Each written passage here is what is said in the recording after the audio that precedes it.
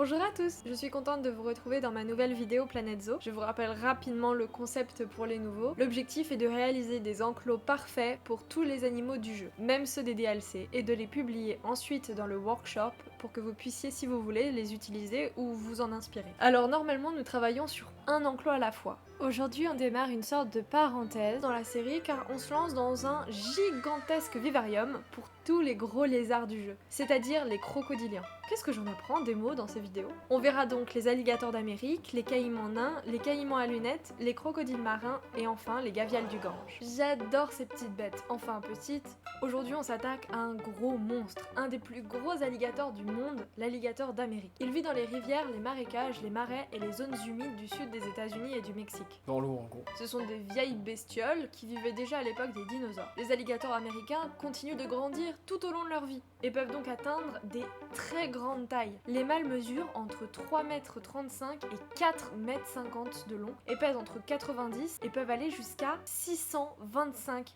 kg. Vous imaginez? C'est le poids d'une Fiat 500. Ils ne sont pas en danger, on estime qu'il y a 5 millions d'alligators américains à l'état sauvage, donc en plus ils sont assez prolifiques, entre 25 et 30 œufs par ponte, parfois 90, et information intéressante, comment le sexe des bébés sera-t-il défini? Les chromosomes, le temps de couvaison, la température ou leur parcours professionnel? Alors,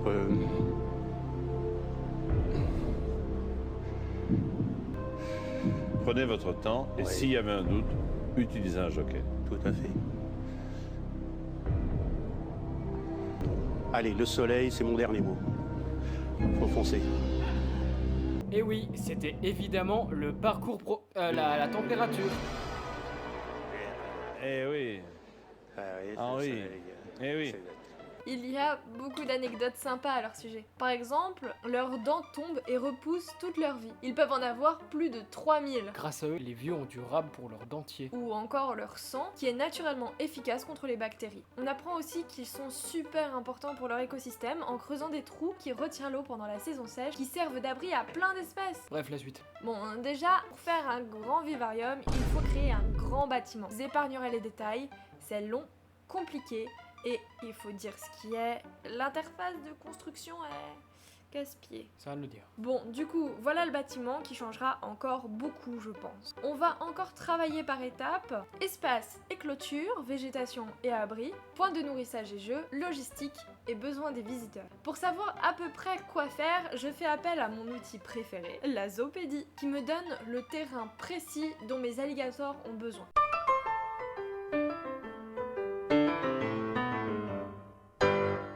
Alors déjà, ils vivent en groupe de 6, un mâle pour 5 femelles. Je sélectionne donc leur nombre et j'ai la surface précise. Ce qui nous fait à peu près 400 m² au sol et 460 m² de surface aquatique. Sauf que en cliquant sur la porte d'entrée de l'enclos, j'ai toutes les informations sur cet enclos précis. Je vois aussi où j'ai placé mes clôtures et comme vous voyez, j'ai utilisé les murs comme clôture, comme ça ce sera plus simple à suivre pour vous si vous voulez utiliser ces habitats dans le workshop. Le truc c'est que là, objectivement, mon enclos il fait 1940 m² de terre et 1258 m² de surface aquatique. Un sacré loyer à Paris, ça. Bon, sauf que j'ai un problème. Je vais aller sélectionner mon gros lézard. Il est beau, non? Et quand je vais dans le terrain, je devrais avoir le même espace, non?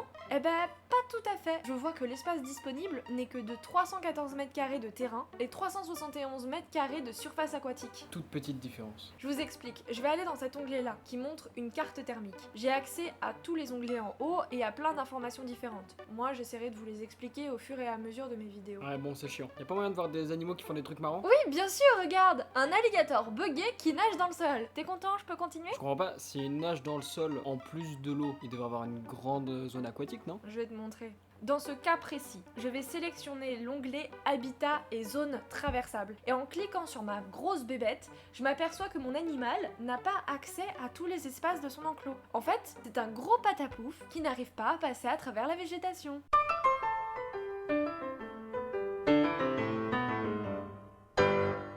Donc, parlons un peu végétation. Comme tous les enclos, j'utilise uniquement des plantes qui correspondent à leur environnement naturel pour reproduire leur milieu de vie. Sauf que personnellement, j'adore la végétation. Ça rajoute tellement de vie à un enclos, alors j'ai tendance à flirter avec la limite que les animaux tolèrent dans leur enclos pour en mettre le plus possible. Donc maintenant, on va enlever ou déplacer le plus possible pour leur donner l'espace dont ils ont besoin, et voilà le résultat. Comme la grande majorité de leur enclos est couvert par des toits, les animaux considèrent une grande partie de leur habitat comme un abri, ce qui est bien. Ce n'est du coup pas un problème dont j'aurai à m'occuper. Un peu comme les adax. Vous savez, je vous ai parlé du fait que les alligators avaient donc une zone traversable. Eh bien, il y a autre chose dans le même genre à surveiller, c'est la zone accessible par les soigneurs. Ils rentrent déjà dans un enclos avec des animaux dangereux tous les jours. Je les vois mal taper une brasse pour accéder à leurs gamelles en plus. C'est bien dommage.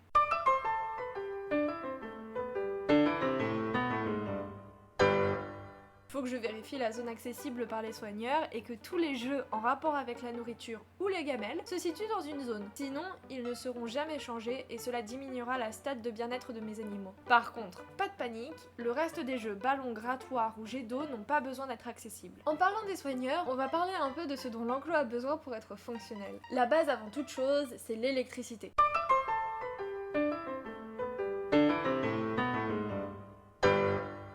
Il suffit que la porte de l'enclos soit dans une zone de centrale électrique et ça ira. C'est-à-dire qu'elle se situe dans la grande zone bleue ici. Cela permettra d'alimenter, entre autres choses, les radiateurs ou climatiseurs en fonction de vos besoins. L'électricité, on le voit ici, et la température ici. On va aussi mettre deux choses importantes. Une station d'épuration de l'eau pour qu'elle reste toujours propre, et aussi une station de contrôle de la température de l'eau, parce que les radiateurs, ça réchauffe pas l'eau. Donc là, il n'y aura pas de problème.